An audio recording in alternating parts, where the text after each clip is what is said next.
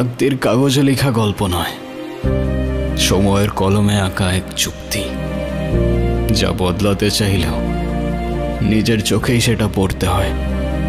পালালে ছায়ার মতো পিছনায়, আর মেনে নিলে শিকল খুলে আকাশ দেখায়।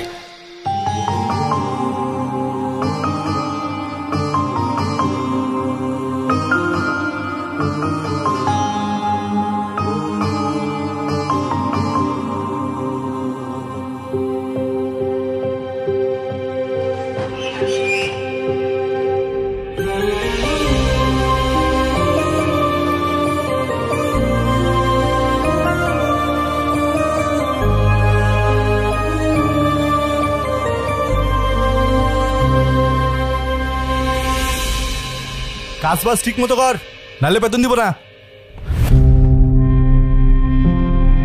নানা যান, মামা যান, সবাই নিচে আয়েন, দেখেন কেডা এসছে। কত বড় ফাউল, ওখানে দাঁড়িয়ে ও চিৎকার চেঁচামেচি করছে। এই কি ব্যাপারটা কি? তুই ষাঁড়ের মতো চিল্লাচ্ছিস কেন বাড়ির সামনে দাঁড়িয়ে? কি কি ব্যাপারটা কি? কি হয়েছে দেখতেছেন না? দেখেন কেডা আইছে। কি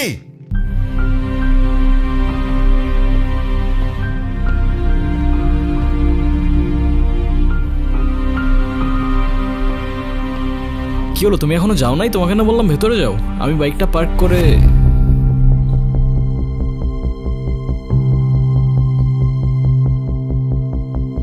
আসসালামু আলাইকুম। আপনি নিশ্চয়ই মামা। আপনার ব্যাপারে অনেক কিছু বলেছেও, আর আপনি মামি। বাহ, বেশ মিষ্টি দেখতে তো আপনি। আর যদি ভুল না করি আপনি ছোট খালা আর খালু। তবে আপনাদের সবার মধ্যে আমার ফেভারিট কিন্তু আপনি। আপনাকে কিন্তু আমি নানু বলে ডাকবো না, আমি আপনাকে ডাকবো নানু ভাই। আচ্ছা, শুভ কোথায়? শুভকে দেখছে না? শুভ, শুভ, এই তো। এই গুনগুন, ছেলেটা কে রে? মামা, ও আতিফ। আমরা একে অপরকে ভালোবেসে বিয়ে করেছি।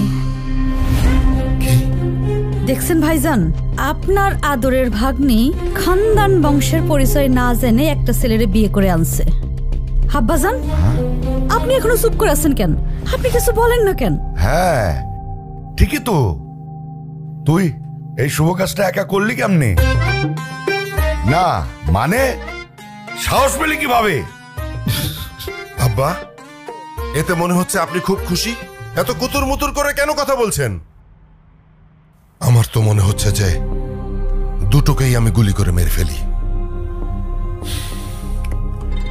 এই এই ছেলে, তোমার পরিচয় বলো। আমি আতিফ, আতিফ খান। খান? নামের সাথে খান মিশালেই কি খানদান হয়ে যায় নাকি?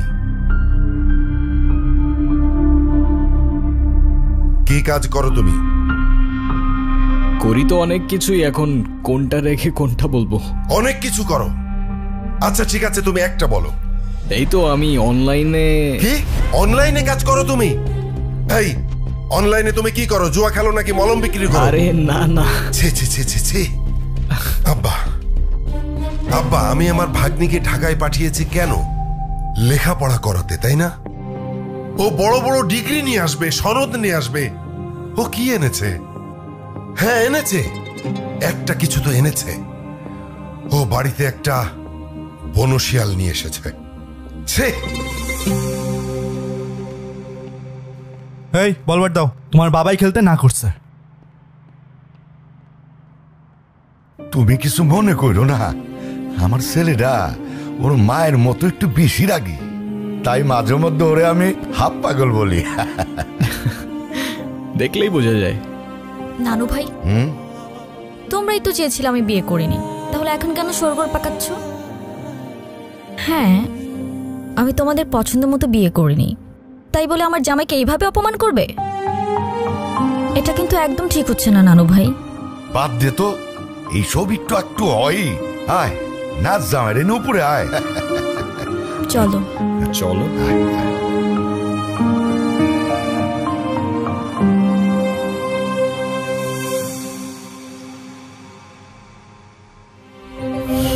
কি?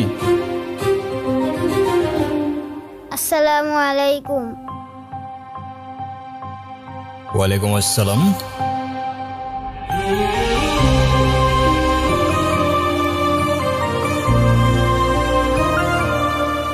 ভালোবাসার মানুষ তখনই সুন্দর যখন সে আমার আপন মানুষেরও ভালোবাসার মানুষ হয়।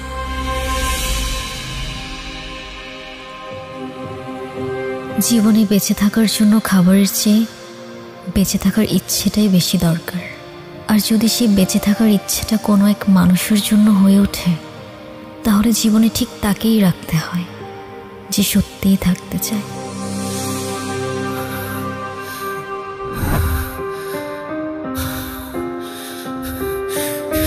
এই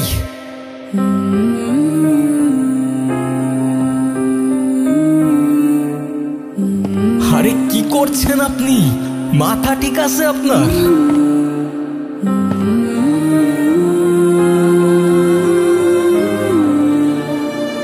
আরে আজব তো।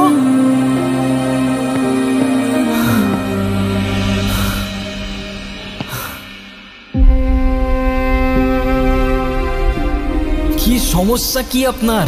কি করছেন আপনি? আরে প্রবলেমটা কি আপনার? আরে কিছু বলছেন না কেন? মাথা ঠিক আছে আপনার? কি করছেন আপনি?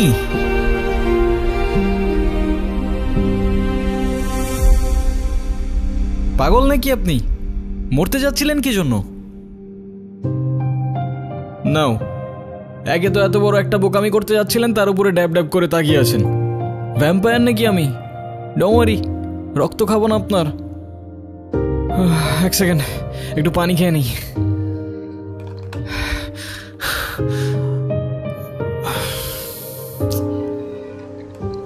একে তো সুইসাইড করতে যাচ্ছিল, তার উপরে ড্যাব ড্যাব করে তাকিয়ে আছে।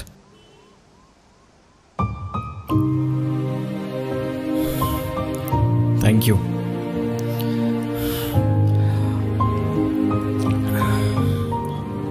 দেখেন, আমি জানি না আপনি কে, তবে এতটুকু জ্ঞান তো দিতেই পারি যে আপনার কষ্ট যতদিন আপনার ভেতরে চেপে রাখবেন না, সেটা বিষ হয়ে ভেতর থেকে আপনাকেই খেয়ে ফেলবে। এখন বলুন, এই বোকামিটা কেন করতে যাচ্ছিলেন? ডোন্ট ওয়ারি, আমি কাউকে বলবো না। আর বলার মতো তেমন কেউ নেইও আমার, না পরিবার না বন্ধু, শুধু আমি, আমার ক্যামেরা আর আমার ওয়াটার বটল। কি ভাবছেন আমাকে বললে আপনার লাভ ছাড়া ক্ষতি নেই? আর এমনও তো হতে পারে যে আপনার প্রবলেম শুনে আমি আপনাকে কোনোভাবে সাহায্য করতে পারি, রাইট? আমি প্রেগনেন্ট। ভালোবেসেছিলাম, বিশ্বাস করেছিলাম, কিন্তু ভাবিনি সে ভালোবাসা এইভাবে শাস্তি হয়ে ফিরে আসবে। আমি তালুকদার পরিবারের মেয়ে। আমাদের পরিবারের সমাজের নিয়ম না মেনে কিছু করে ফেলা মানে সবার কাছে একটা লজ্জা হয়ে যাওয়া। আমার পরিবার, যারা বলে মেয়েরা হচ্ছে ঘরের সম্মান, আর তারা যখন জানবে আমি বিয়ের আগেই, কিচ্ছু বলবে না, শুধু চেয়ে থাকবে। আর ওদের ওই দৃষ্টিতে আমার বুকটা চিড়ে যাবে। ওরা বলবে না তুই মরে যা, কিন্তু আমি বুঝে যাব আমার মরে যাওয়াই উচিত। ভেবেছিলাম এখান থেকে ঝাঁপ দিলে হয়তো সব ঝামেলা এখানেই থেমে যাবে, না প্রশ্ন, না অপমান, না দোষ, কোনো কিছুরই সম্মুখীন হতে হবে না। ভিতরের চিৎকারটা এখানেই থেমে যাবে। এখান থেকে ঝাঁপ দিলে আপনার চিৎকার থেমে যাবে সে ব্যাপারে তো কোনো সন্দেহ নাই, কিন্তু যার জন্য আপনি এখানে আসলেন সে তো দিব্যি ঘুরে বেড়াবে, রাইট? কোথায় সেই হারামজাদারা? কোথায় আপনার বয়ফ্রেন্ড? কোথায় সে?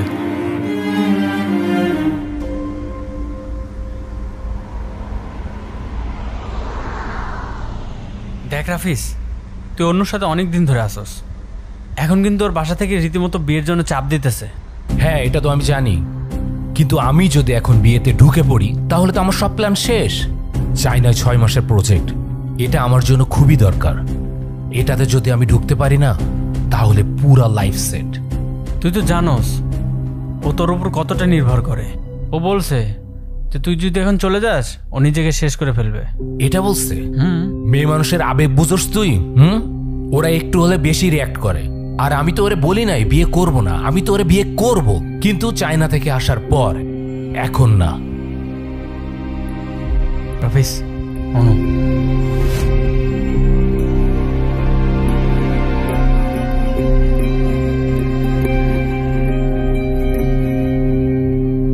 তাহলে তুমি যাচ্ছ? আমি এই সুযোগটা কোনোভাবে হাতছাড়া করতে চাচ্ছি না। চাইনা প্রজেক্ট, এটা আমার ফিউচারের জন্য খুবই দরকার। আর আমাকে? আমাকে দরকার নেই তোমার? তুমি কি একটাবারও ভেবেছ তুমি চলে গেলে এরপর কি হবে? আচ্ছা, তুমি জানো যে আমি তোমার জন্য কি ভাবি না ভাবি, কিন্তু আমি যদি এখন বিয়ে ঠিয়ে করি তাহলে আমার সব গুলিয়ে যাবে। তার মানে আমি সব গুলিয়ে দিচ্ছি? তুমি কেন বুঝতে চাচ্ছ না? আমি যদি 6টা মাস সবকিছু ভালোভাবে হ্যান্ডেল করি তাহলে আমরা একটা স্টেবল লাইফ পাবো। আমরা? তুমি তোমার লাইফটা গুছাচ্ছ, সেখানে আমি কোথাও নেই।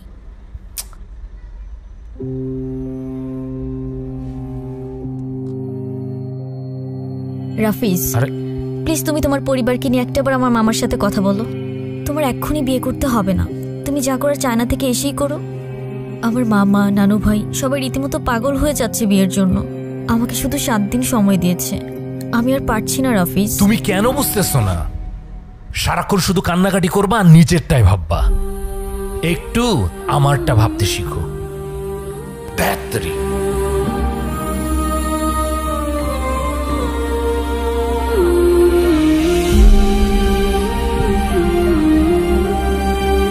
যদিও আমি এর বিপক্ষে, কিন্তু আপনি চাইলে তো। একজন মায়ের পক্ষে নিজের সন্তানকে মেরে ফেলা এতটা সহজ নয়। তার হৃদস্পন্দন, তার প্রাণ এখন আমার শরীরে। আমি কিভাবে থামিয়ে দিব সে প্রাণ? বুঝলাম। আর তাই তো সেই প্রাণের সাথে সাথে নিজের প্রাণটাও থামিয়ে দিচ্ছিলেন, রাইট?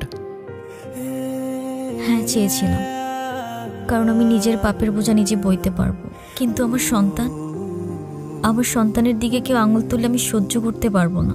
সবই বুঝলাম, কিন্তু এটা মনে রাখবেন যে আপনার ভুলের প্রায়শ্চিত্ত না সেই নিষ্পাপের জীবন দিয়ে হবে, আর না আপনার জীবন দিয়ে। It is what it is.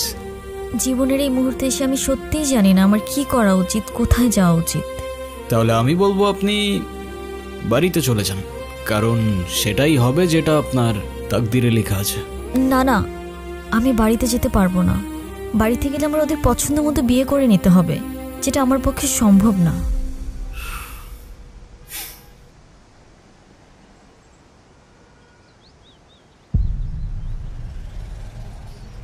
আপনি কি কিছু বলতে চাচ্ছিলেন?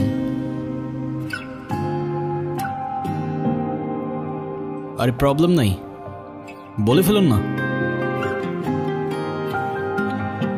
আপনি আমাকে বিয়ে করতে পারবেন? হোয়াট? সত্যি না, মিথ্যে। আরে বুঝাই বলেন না, আমি কিছু বুঝতে পারতেছি না, মাথায় ঢুকতেছে না কিছু আমার। ধরুন আমি আপনাকে স্বামী সাজিয়ে আমাদের বাড়িতে নিয়ে গেলাম, কিছুদিন পর আপনি ওখান থেকে চলে যাবেন। তখন তো আমার সন্তানের পরিচয় নিয়ে কেউ প্রশ্ন তুলতে পারবে না। তারপর রাফিজ যখন আসবে তখন বিয়ে করে নেব। সরি, আমি আসলে বুঝতে পারছি না আমি কি বলছি না বলছি। আপনি কেনই বা আমার জন্য এত কিছু করবেন? সরি। আচ্ছা চলেন। আপনার জন্য মা হবেন না আপনি? একজন মায়ের জন্য এটুকু তো করাই যায়, বলেন? চলেন। আসেন আসেন, আর ভেবে লাভ নাই।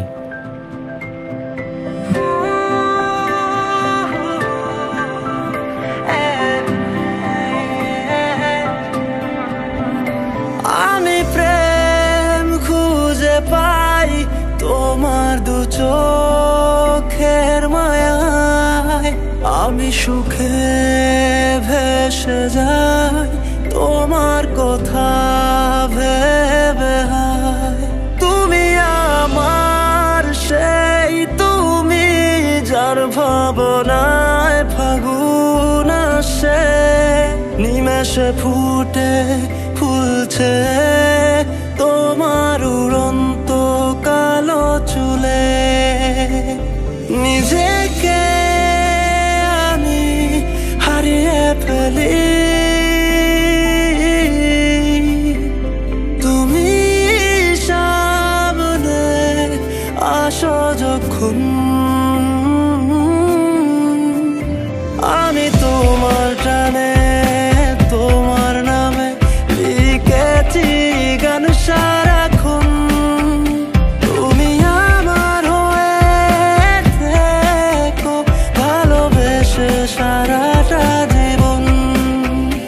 আমি তোমার টানে তোমার নামে লিখেছি গান সারাক্ষণ। তুমি আমার হয়ে থেকো ভালোবেসে সারাটা জীবন।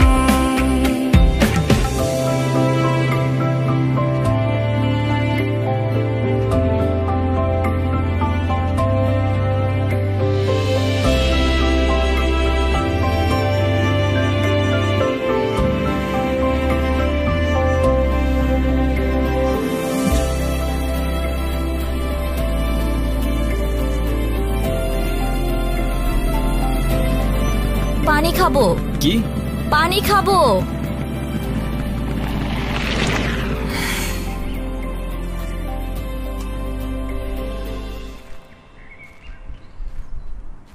পানি এখানে তো পানি তো শেষ। আচ্ছা তুমি দাঁড়াও, আমি নিয়ে আসি। হ্যাঁ, 2 মিনিট।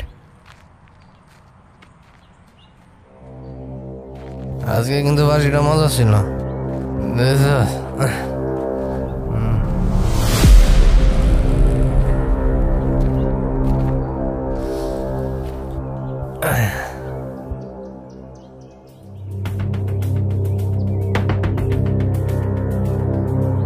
এই মিষ্টি জঙ্গলের মধ্যে এত সুন্দর পরি।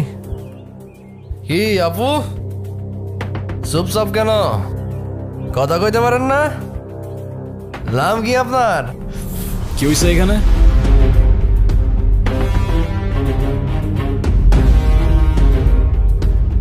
কিছু না ভাইয়া। আপু আমার কথা শোনেন না, চলেন না এক কাপ চা খাই। আমরা কিন্তু মানুষটা খারাপ না। এখান থেকে চলেন তাড়াতাড়ি। আরে দাঁড়ান না, চায়ের দাওয়াত দিল না, তা ভাবছি চাটা আজকে কে বানাবে, তোরা না তোদের বাপ? এই কি বললি? একদম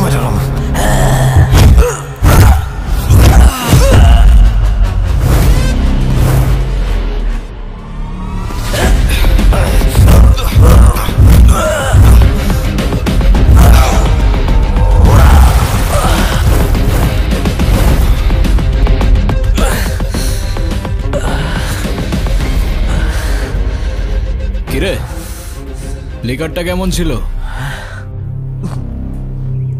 করো ভাই।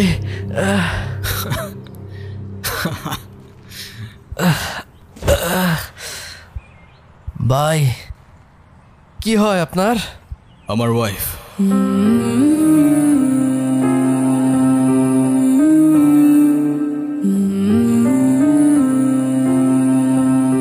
সম্পর্কের কিছু ডাক মাঝে মাঝে মানুষকে অদ্ভুত আনন্দ দেয়। আসলে যা সত্য সেটাই সুন্দর। আচ্ছা, এরকম মন খারাপ করে বসে থাকলে হবে? যা হবার তা তো হয়েই গেছে। গুনগুন তার পছন্দ মতো বিয়ে করেছে, এতে রাগ করার কি আছে? তুমি রাগ করো, অভিমান করো, আর যাই করো না কেন, এতে ওদের কিছু আসবে যাবে না। তুমি কেন ব্যাপারটা বুঝতে পারছো না? আমি শিওর এই ছেলে একজন ডিজিটাল জুয়ারি। ওদের কাজ হচ্ছে বড়লোক ঘরের মেয়েদেরকে খুঁজে বের করা, তারপর তাদেরকে টার্গেট করে। শুধুমাত্র টাকার লোভে এই ছেলে আমার ভাগ্নিকে বিয়ে করেছে, আর কিচ্ছু না। কোত্থেকে আসে তোমার মাথায় এসব বুদ্ধি? আমায় বলবা, আমি তো বুঝতে পারি না। আর আমার ছেলেটাকে দেখে এত খারাপ কিছু মনে হয়নি। ছেলেটা ভালো ছেলে। আমার ধারণা গুনগুন এই ছেলের সাথে ভালো থাকবে। মন খারাপ করে বসে না থেকে চলো সবার মাঝখানে যাই। এভাবে কোনো লাভ হবে না। আমাদের উচিত এখন সব কিছু মেনে নেয়া। মাথাটা ঠান্ডা করো, তাতে তোমারও ভালো, সবারই ভালো।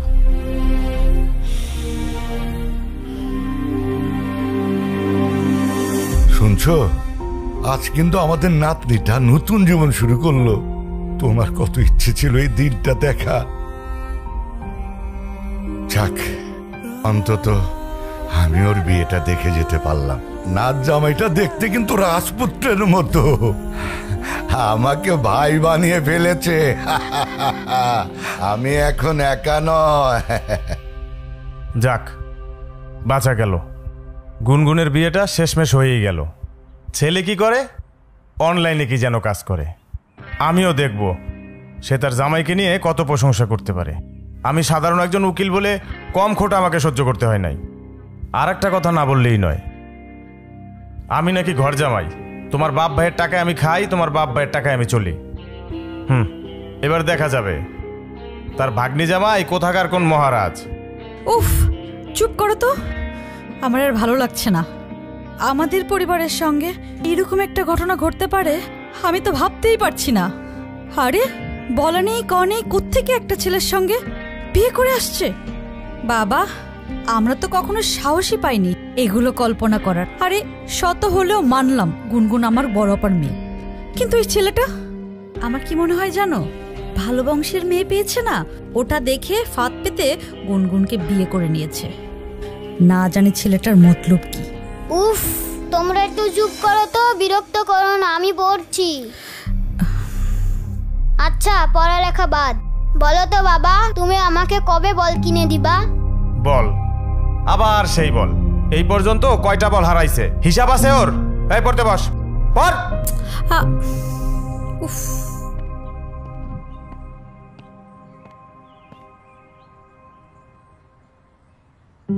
কি কিছু বলবা?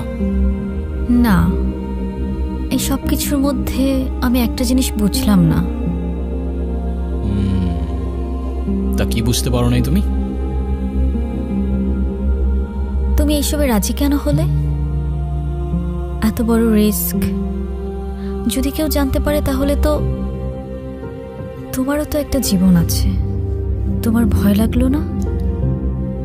আমার জীবন তো রিস্কের উপরেই চলে। আর তাছাড়াও সবার লাইফের পূর্ণতাতেই তো কারোর না কারোর একটা ইম্পর্টেন্ট ক্যারেক্টার থাকে। তো কে জানে, হতে পারে খোদার তরফ থেকে তোমার লাইফের সেই ইম্পর্টেন্ট ক্যারেক্টারটা আমি। হতেও তো পারে না। Thank you. তোমার মতো মানুষ তাকদিরে থাকলে হয়তো জীবনটা অনেক সহজ হয়ে যেত। তাকদিরে লেখা ছিল বলেই তোমার সাথে আমার দেখা হয়েছে।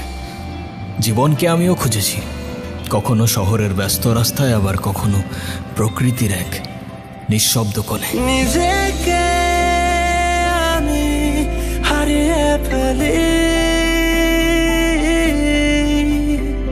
তুমি সামনে আসো যখন।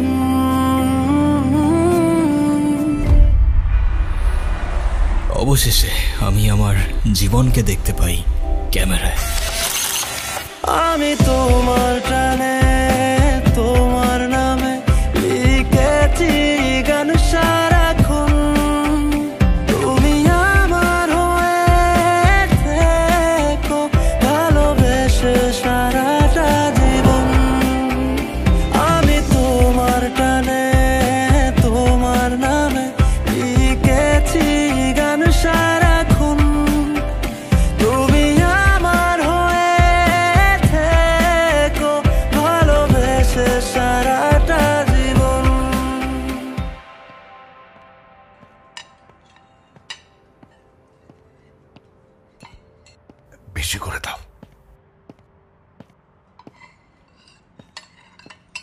কি নানু ভাই?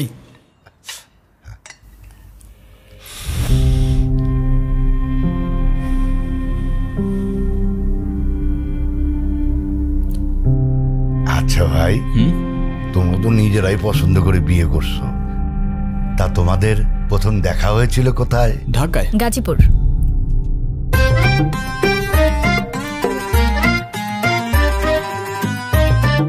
মানে ঢাকায় গাজীপুর সাফারি পার্কে।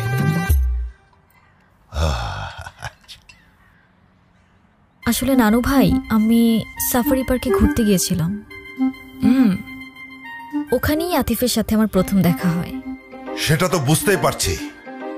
সেখানে গিয়ে বাঘ, ভাল্লুক, হনুমানের সমস্ত দেখার পরে আসার সময় একটা শিয়াল ধরে নিয়ে চলে এসেছিস।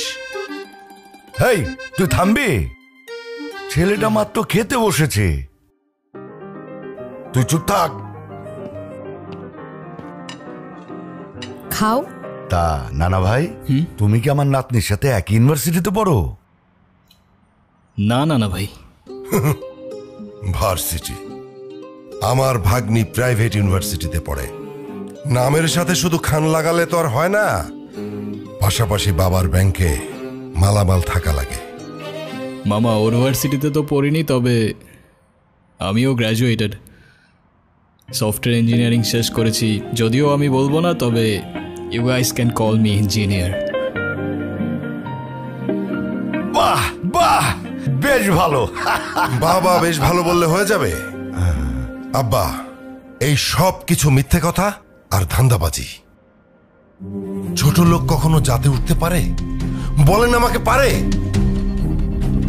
শোনেন, ওই যে একটা কথা আছে না, নদীর পানি কিন্তু সাগরে গিয়ে মেশে, আর কুয়োর পানি সাগর তো দূরের কথা, নদীর ধারে কাছেও তো যেতে পারে না। মামা, এটা কিন্তু আপনি ভুল বললেন। সাগরের পানি যতই হোক না কেন, শেষ পর্যন্ত তৃষ্ণা মেটাতে কিন্তু আপনাকে ওই ছোট্ট কুয়োর কাছেই আসতে হয়। কি জবাব দিয়া হয় মেরা ভাই।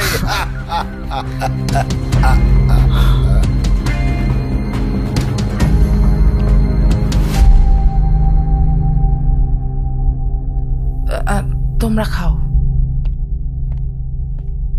কি ব্যাপার বাবা, তুমি খাচ্ছ না কেন? খাও। আমাকে বল না দেয়া পর্যন্ত আমি কিছু খাবো না। আবার বল, খাওয়ার সময় বল, চুপচাপ ভাত খা।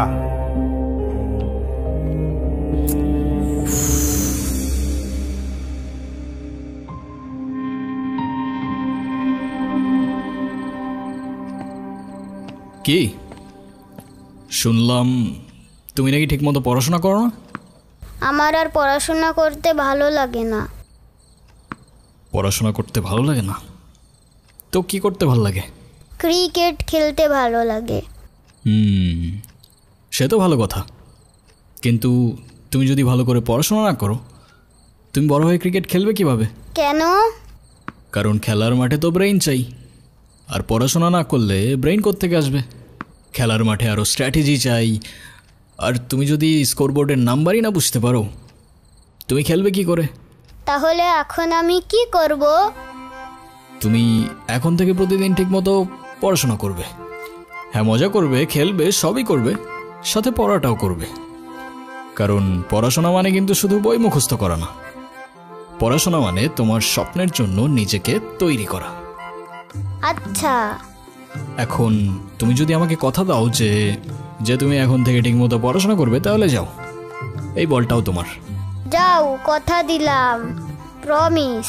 এখন আমাকে বলটা দাও। নাও। আচ্ছা, বাই দ্য ওয়ে, তোমাকে না বল কেনার জন্য টাকা দিলাম? সেইটা কি আর থাকে? সেইটাও আম্মু নিয়ে নিছে, ঈদের সালামিটাও আম্মু নিয়ে নাই। আমি যে কবে বড় হব।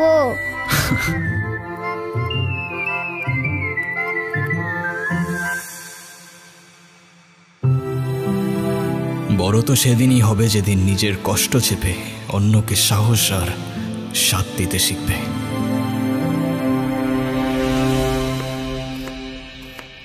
আসসালামু আলাইকুম নানু ভাই।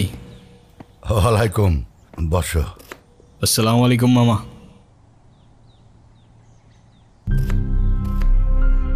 আরে বাবা, সালামের উত্তরটা তো দিবি। তোর সব ধন সম্পত্তি তো আর চায় নাই। ওয়ালাইকুম সালাম। রবির মেজাজ দেখছিস? ভালো করে এক কাপ চা বানায় না দে। এই রবি, ওর সাথে একটু গল্প গুজব কর না। আমি যখন জামাই ছিলাম তখন আমাকে তো নানির পরিবার মাথায় করে রাখতো। তার তো কারণ ছিল আব্বা, সেটা আপনি খুব ভালো করে জানেন। আপনি তো ওর মতো কোনো সাধারণ পরিবার থেকে আসেননি। আমাদের বংশের মান মর্যাদা, ধন সম্পদ, নাম ডাক এসবের একটা ব্যাপার ছিল। আমার না আপনার জন্য খুব আফসোস হচ্ছে মামা। If I am not wrong, আমি যতদূর বুঝতে পারলাম আপনার কাছে খানদান, প্রপার্টিজ, নাম ডাক এসব কিছু ইম্পর্ট্যান্ট। মায়া, টান, ভালোবাসা এসব কিছু না। আমার ভাগ্নিকে তো বিয়ে করেছ, তা বউকে কি খাওয়াবে? সকাল বেলায় এক বাটি প্রেম আর রাতের বেলায় এক বাটি ভালোবাসা, তাই তো? আরে মামা, আমারই তো বউ, কতটুকুই বা খাবে বলেন? সমস্যা নেই। আর তারপরেও যদি কম পড়ে যায়, একজনেরটা না হয় দুজনে ভাগাভাগি করে নেব। যে সমস্ত মানুষের পকেটে টাকা থাকে না, তারা সবসময় এই সমস্ত ফালতু কথা বলে। ফালতু কথাকার। আচ্ছা, আপনি কখনো ভেবেছেন, আপনি যেমন আপনার ভাগ্নিকে একটা লাক্সারিয়াস লাইফস্টাইল দিয়েছেন, সেটা একটা কৃষক কিন্তু তার সন্তানদের দিতে পারে না। তার মানে কি সে তার সন্তানদের ভালোবাসে না? আমি জানি আমার কথাগুলো আপনার মানতে একটু কষ্ট হবে, তবে বিশ্বাস করুন, কৃতজ্ঞতা আর সম্পর্কের মূল্যতেই থাকে ভালোবাসার পারফেকশন। তা ভাই, তোমার পরিবারে কে কে আছে? সবাই, কিন্তু কেউ নেই। ছোটবেলাতেই একটা অ্যাক্সিডেন্টে সবাই চলে যায়। তারপর আমাকে রেখে আসা হয় এতিমখানাতে। সেখান থেকে অবশ্য একজন ভদ্রলোক আমাকে নিয়ে গিয়েছিলেন, বেশ ভালোই বাসতেন আমাকে। তার কিছুদিন পর সেও চলে গেলেন, তবে সাথে থেকে গেল তার রেখে যাওয়া ভ্যালিউজ আর এডুকেশন। তারপর একটু একটু করে কিছু টাকা জমিয়ে অনলাইনে ক্লোদিংয়ের বিজনেস শুরু করি। সেখান থেকে আমার লাইফের টার্নিং পয়েন্ট শুরু হয়।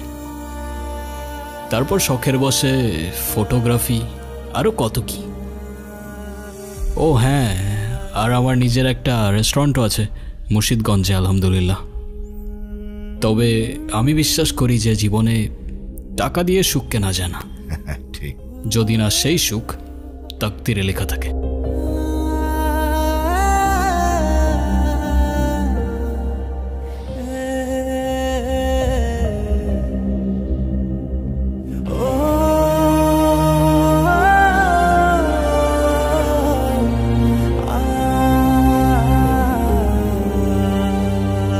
যা, ওকে চারপাশটা একটু ঘুরিয়ে দেখা।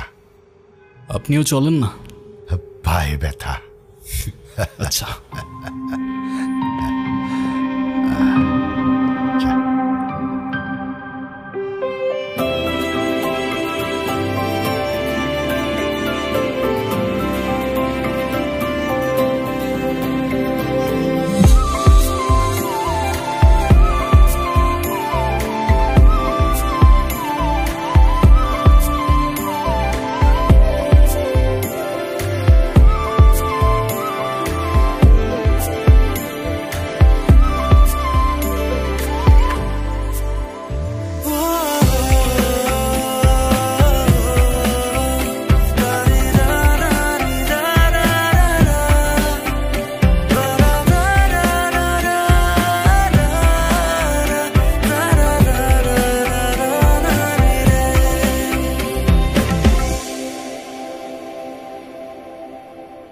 এটা আমার সবচেয়ে প্রিয় জায়গা। ছোটবেলায় এখানে বসেই আকাশে ঘুড়ি খুঁজতাম, আর যখনই মা বাবার কথা মনে পড়ত একা একা বসেই কাঁদতাম। তুমি জানো পরিবার কেমন হয় আমি তো ভুলেই গিয়েছিলাম। প্রথমবারের মতো যখন তোমার বাড়িতে ঢুকলাম না, সবাইকে দেখে কেমন যেন অদ্ভুত লাগছিল। অদ্ভুত কেন? কারণ আমি কখনো কল্পনাও করিনি যে একটা বাড়ির ভেতরে ঢুকলে এমন নতুন একটা দুনিয়া খুলে যেতে পারে। তোমার মামা যতই রাগ দেখাক, আমার কেন যেন মনে হয় তোমাকে অনেক ভালোবাসেন উনি। মামি যখন নিজ হাতে প্লেটে খাবার বেড়ে দেয়, তখন মনে হয় এটাই হয়তো মায়া। আর নানু ভাই যখন চোখে চোখ রেখে ভাই বলে ডাকেন, তখন মনে হয় আমি আর একা নেই। আমি তো শুধু অভিনয়ের নামে এসেছিলাম। এখন অভিনয় করতে করতে যে আমি তোমার পরিবারের মায়ায় পড়ে যাব, সেটা আমি বুঝতে পারিনি। থ্যাংক ইউ গুনগুন।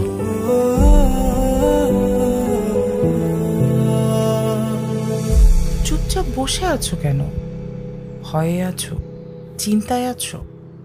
না, চিন্তা না, ভয়। একটা ভয় আগুনের মতো করে আমার বুকের মধ্যে চেপে বসে আছে। এই আতিফ ছেলেটাকে আমি যত দেখছি, ততই যেন মনে হচ্ছে ওর চোখে মুখে অনেক কথা আছে, কিন্তু কথাগুলো মুখ দিয়ে বলছে না। ভালো মানুষ চোখেই কথা বলে, মুখে বলে না। আতিফ যদি ভালোও হয়, তবু তো ভয়টা আমার রয়ে গেছে। আমার বোনকে আমি আমার চোখের সামনে নিঃশেষ হয়ে যেতে দেখেছি।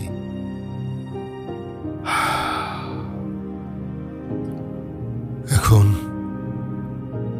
গুনগুন যদি সেই একই ভুল করে, এই আতিফ ছেলেটা যদি গুনগুনের বাবার মতো গুনগুনকে ছেড়ে চলে যায়, গুনগুন হয়তো একসময় মেনে নেবে, কিন্তু না না, আমি মানতে পারবো না। দেখো, আমাদের তো কোনো সন্তান নেই, ওই আমাদের সন্তান। না না না না, আমি এটাকে কিছুতেই মানতে পারবো না। বারবার যদি আমরা ভয়কে কেন্দ্র করে সিদ্ধান্ত নেই, তাহলে ভালো মানুষের জন্য দরজাগুলো কখনোই খোলা থাকবে না। ছেলেটার মধ্যে আমি আপন হওয়ার চেষ্টা দেখেছি। ও চেষ্টা করছে রক্তের সম্পর্কের বাইরেও পরিবার হতে। দেখো, তুমি যদি ভয় থেকে ওকে দূরে সরিয়ে দাও, তাহলে সেই পুরনো ঘটনার আবার পুনরাবৃত্তি হবে। কিন্তু একটু সাহস দিয়ে যদি ওকে কাছে টেনে নাও, তাহলে তো এমনও হতে পারে পুরনো ঘটনার আর পুনরাবৃত্তি হবে না, গুনগুনের মায়ের মতো কেউ আর কাঁদবে না। আচ্ছা, গুনগুন যদি ভালো থাকে, আতিফ পাশে থাকলে নিরাপদ বোধ করে, তাহলে তুমি কি চাও? তুমি কি চাও তোমার পুরনো ভয় আবার পুনরাবৃত্তি হোক? তবু ভয় আমার মন থেকে যাবে না। তবে তোমার কথা শুনে এখন মনে হচ্ছে যে ভয়কে জয় করার সময় বোধহয় চলে এসেছে। ভয় নয়, সাহস দিয়েই নতুন জীবন শুরু করতে হয়।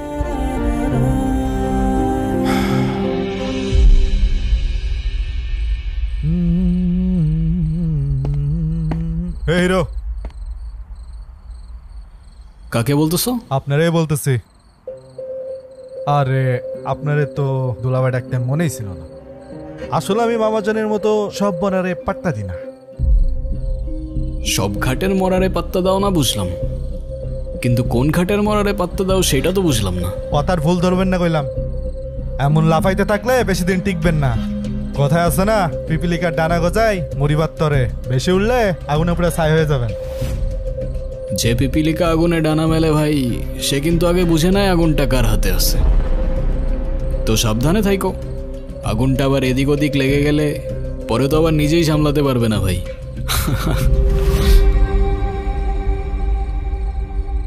আপামনি এটা কি জিনিস ধরে আনছে? পুরাই ঠান্ডা মাথার জিনিস। এই মাল বাড়িতে থাকলে আমার জীবন তেনা তেনা করে ফেলবে। এর থেকে বাইসা চলা লাগবে। জানি না তুমি দেখছো কি দেখছো না, আজকে নিয়ে 4 দিন হলো আমাদের গুনগুন ভালোবাসার মানুষকে নিয়ে নতুন ঘর বেঁধেছে। ছেলেটা খুব ভালো, আসতে না আসতেই সবার মন জয় করে নিয়েছে। রবি অসম্মতি করেছে, কিন্তু তুমি দেখো ওকে পছন্দ করে নিবে।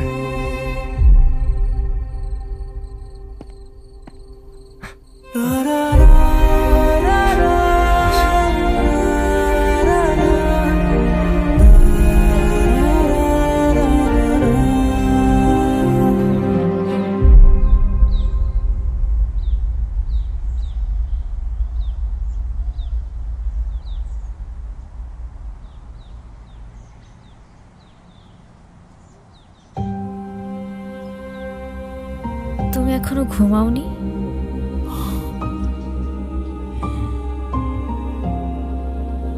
ঘুম আসছে না। মন খারাপ? এই অভিনয়গুলো দিন দিন আমার জন্য কঠিন হয়ে যাচ্ছে। তুমি চাইলে এখনই সব শেষ করে দিতে পারো। এই মিথ্যে, এই বোঝা আর তোমাকে বইতে হবে না। এতে তোমার জন্যই ভালো। ভালো হতো, কিন্তু তোমার পরিবারের সামনে তোমার সম্মানটুকু তো আর আমি নষ্ট করতে পারবো না। এই পরিবার আমার পরিবারেরই মতো। এই ঘর, এই দেয়াল, এই পরিবারের মানুষগুলো সব আমি মনে মনে চাইতাম। এখন সবই আছে, কিন্তু কিচ্ছু নেই।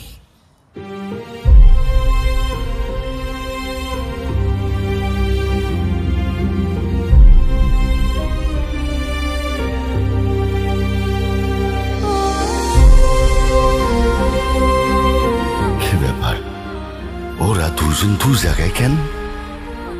বুঝছি, মান অভিমান চলতেছে।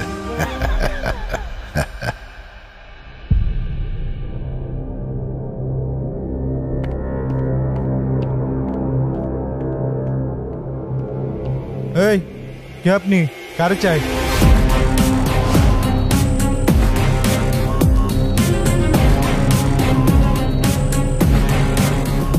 আমি রাফিজ, গুনগুনের বয়ফ্রেন্ড। বয়ফ্রেন্ড?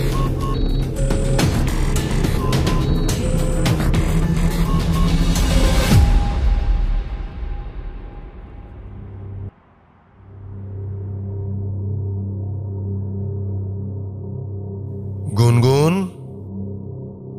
কি হচ্ছে এসব? ছেলেটা কি বলছে এ সমস্ত? ও ঠিকই বলেছে।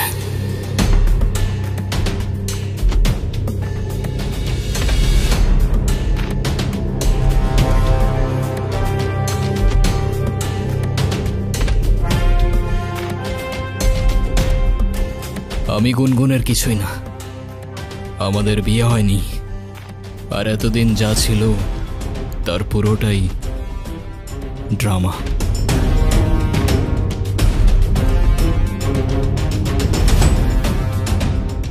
গুনগুন রাফিজকে ভালোবাসে,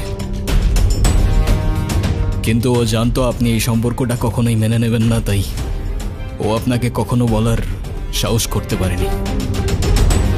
যখন আপনারা গুনগুনের জন্য বিয়ে ঠিক করতে ব্যস্ত ছিলেন, ও কার সঙ্গে ভবিষ্যৎ গড়বে তা খুঁজতে ব্যস্ত ছিলেন, তখন ও লড়ছিল একা। আর ওর ভালোবাসার মানুষটাকে বোঝানোর চেষ্টা করছিল যে আমাকে বিয়ে করো, না হলে আমি অন্য কারোর হয়ে যাব। কিন্তু সেদিন সেই মানুষটা চলে গিয়েছিল, আর তার সঙ্গে অনুর ভরসাটাও হারিয়ে গিয়েছিল।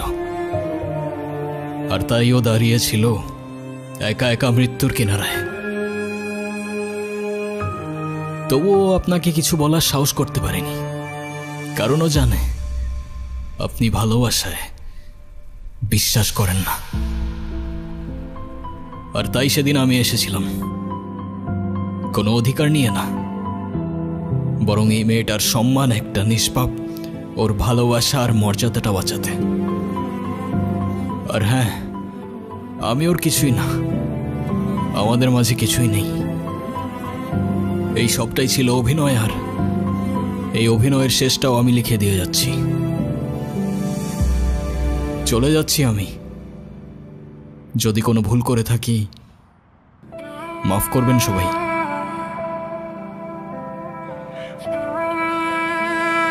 আতিফ, আমি তোমাকে মিথ্যে বলেছিলাম। আমি প্রেগনেন্ট না।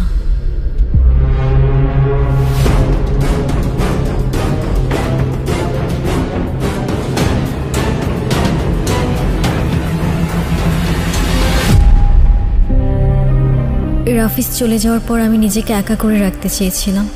ও চায় না গিয়ে ওর ভুলটা বুঝতে পারে আর বারবার মাফ চাইতে থাকে। তবু আমি জানতাম সব শেষ, মামা নানুর দেওয়ার সময় তখন পেরিয়ে গেছে।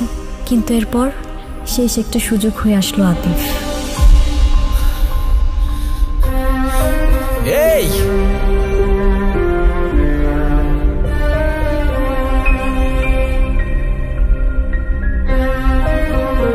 ও ভেবেছিল আমি আত্মহত্যা করব, কিন্তু আতিফের কেউ না থাকা, অন্যের জন্য ভাবার কারণে আমি প্রেগনেন্সির মিথ্যে নাটক সাজাই।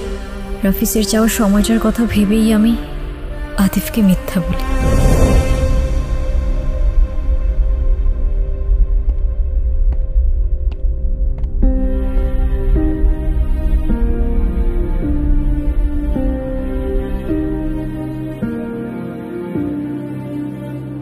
প্যারা নাই ছিল, এই মিথ্যেটাও তো তোমার ভালোবাসার মানুষকে পাওয়ার জন্যই বলেছিলে না?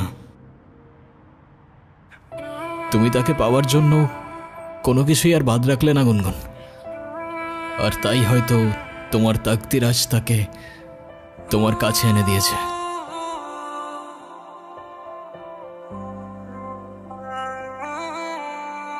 ভালো থেকো।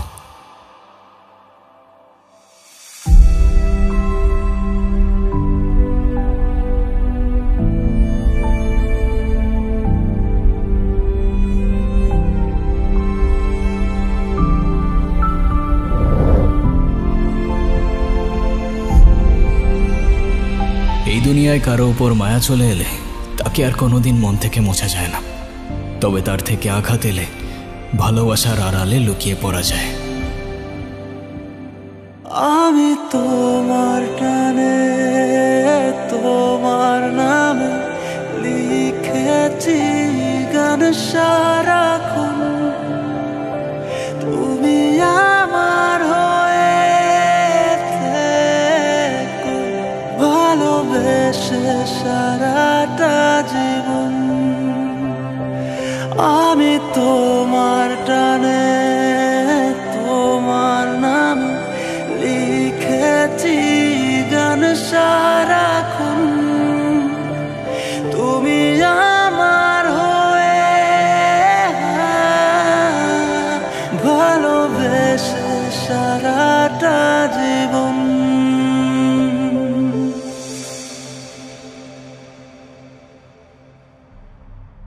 সরি গুনগুন, আমার জন্য তোমার অনেক কিছুই ফেস করতে হয়েছে। তুমি চায়না থেকে চলে কেন এলে? আরে এলাম, চায়নায় অনেক কিছু করার সুযোগ আছে। আরে চায়না গিয়ে এবার কি হয়েছে জানো? আমার নতুন কিছু বায়ারের সঙ্গে পরিচয় হয়।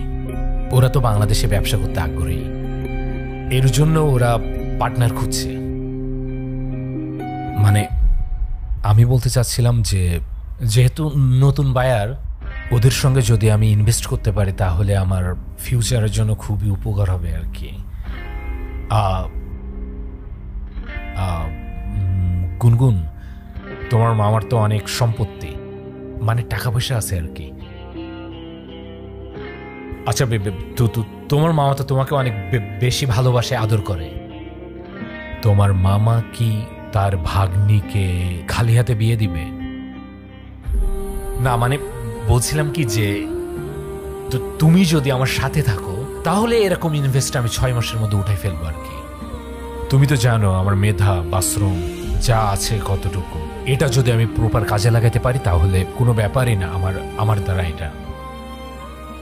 তুমি ফিরেছ ঠিকই, কিন্তু ফিরেছ নিজের জন্য, ভালোবাসার নামে নিজের স্বার্থ নিয়ে। আরে কি বলতেছো তুমি এসব? আরে এসব কিচ্ছু না।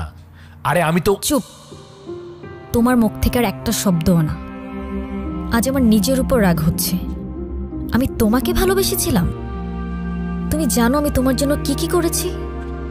তোমার জন্য আমি আমার ইচ্ছের বিরুদ্ধে গিয়ে আমার ফ্যামিলির সাথে মিথ্যে নাটক করেছি।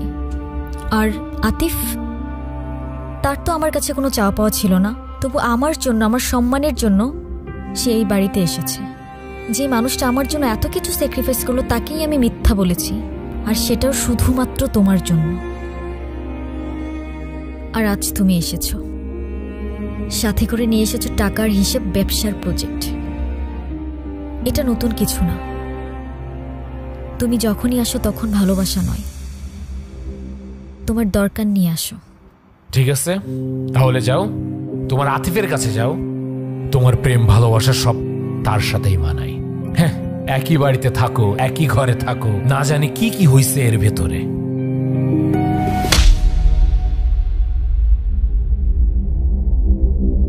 আমি তোমাকে ভালোবাসি না। তুমি এখন এই মুহূর্তে এখান থেকে চলে যাবা। যাও।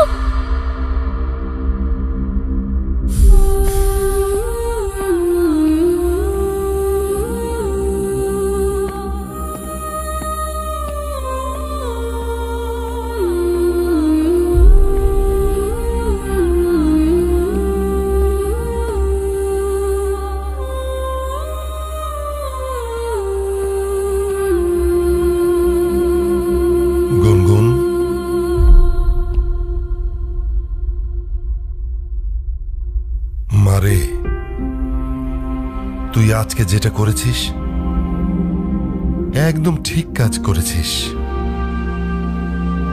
আমি না তোকে কোনোদিন বুঝিনি, বুঝবো কি করে?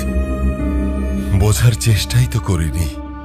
তোকে শুধু সুখে রাখতে গিয়ে আমি সব কিছু তোর উপর চাপিয়ে দিয়েছি। কিন্তু মা, সুখ জোর করে আসে না। সুখ তাকদিরে থাকতে হয়, জোর করে আসে না।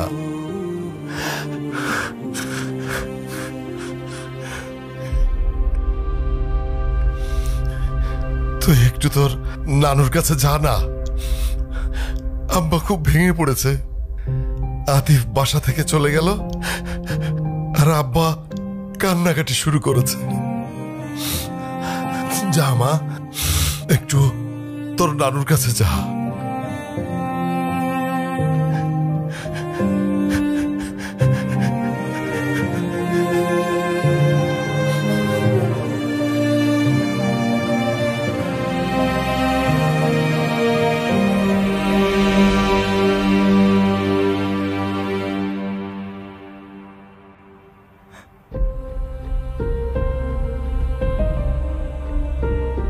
তুই কষ্টে আছিস জানতাম, কিন্তু এতটা বুঝতে পারি নাই রে বোন। জানিস বোন, ভালোবাসা মানে শুধু পাশে থাকা না। ভালোবাসা মানে না থেকেও কারোর জন্য বুকটা কাঁপে। ভালোবাসা মানে তুই হাসলে তার প্রাণটা হাসে, আর তুই কাঁদলে সেও ভেঙে পড়ে। ওর চোখে যে কি মায়া ছিল বোন, সেই চোখ কখনো মিথ্যা বলতে পারে না। ও শুধু তোকে চায়নি, তোকে রক্ষা করেছিল, তোকে আগলে রেখেছিল নিজের সবটুকু দিয়ে।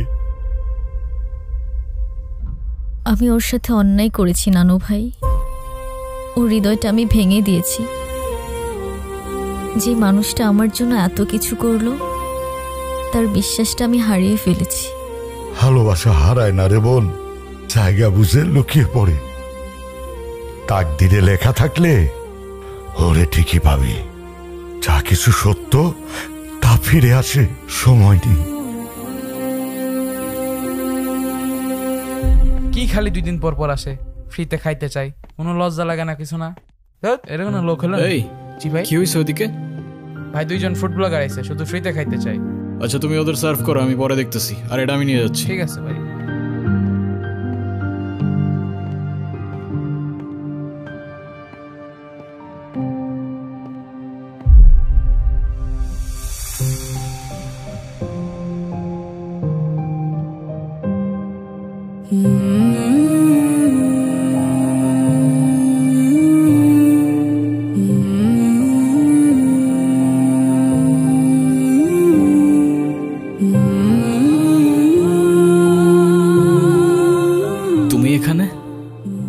আজকে তো আমাকে কারো চোখেই পড়ছে না, অথচ এই মানুষটাই আমাকে দেখেছিল।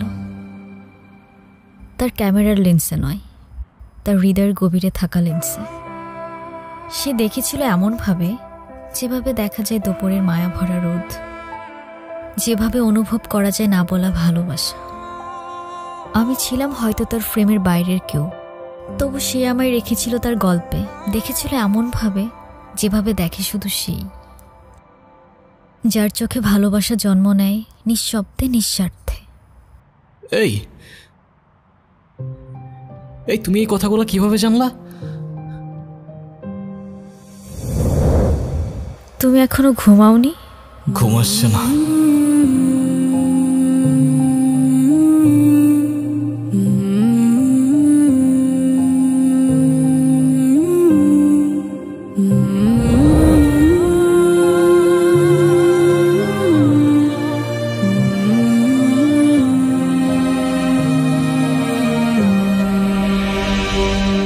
এখন আর এসব জেনেও কি?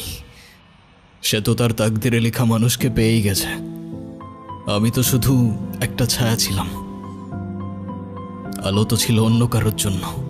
চায় না জিনিস, তাই ভেঙে যাওয়ার আগেই ছুঁড়ে ফেলে দিয়েছি। আমি আমার ক্যামেরায় অনেক কিছু দেখি জানো, আলো, ছায়া, রং, মানুষের মুখ, মুহূর্ত ধরে রাখি ফ্রেমে। তবে আমার সবচেয়ে পছন্দের ছবিটা কখনো আমার ক্যামেরায় তুলে উঠতে পারিনি, কারণ সেই ছবিটা ছিল আমার কল্পনায়। আর তার পাশে হয়তো তোমার ছবি। তুমি যখন আমার ডায়েরিটা পড়েছো, তার মানে আমার ভাঙা স্বপ্নগুলোকেও দেখেছো। তুমি তোমার ক্যামেরায় কত কিছুই না দেখো, দুনিয়ার সব রং, রূপ। কিন্তু তুমি যখন আমার জীবন থেকে চলে গেলে, আমার সব রং হারিয়ে গেল। আমি বুঝে গিয়েছিলাম যে চলে যায় সে হারিয়ে যায় না, যদি তাকদিরে তার জন্য ঠিকানা লেখা থাকে। তোমার তাকদিরে আমি আছি কিনা সেটা আমি জানি না, তবে সেই ছোটবেলা থেকেই একটা জিনিস চাইতাম জানো, একটা ঠিকানা, যেখানে সন্ধে হয়ে যাওয়ার পর কেউ বলবে তাড়াতাড়ি ফিরে এসো। সকালবেলা ঘুম থেকে উঠে কেউ বলবে ঘুম ভালো হয়েছে, আর দিন শেষে খাবার রেখে বলবে ঠান্ডা হয়ে যাবার আগে ভাতটা খেয়ে নাও। এখন তুমি যদি বলো আমি তোমার তাকদিরে আছি, তাহলে আমার সেই ঠিকানার নাম হয়ে যাবে তুমি। এখনো যদি না বুঝো সেই ঠিকানায় আমি দাঁড়িয়ে আছি, তোমার সামনে, তোমার হয়ে। তবে শুধু ভালোবাসার জন্য না, একসাথে বাঁচার জন্য, একটা জীবন গড়ার জন্য, যে ঠিকানায় শুধু তুমি আর আমি। এবার তুমি বলো আমি তোমার তাকদিরে আছি কি?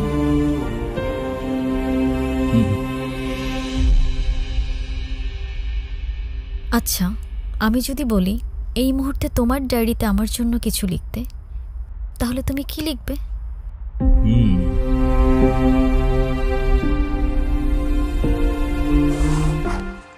0? আমি তোমার লাইফে 0? ডিপেন্ডস। এখন তুমি যদি 0 মানে 0 দেখতে চাও, তাহলে সেটাই। তবে আমার পয়েন্ট অফ ভিউটা একটু আলাদা। আমার পয়েন্ট অফ ভিউতে এই সিম্বল ছাড়া কোনো সংখ্যাই পরিপূর্ণ হয় না। দেন 0 মিন্স ইউ কমপ্লিট মি।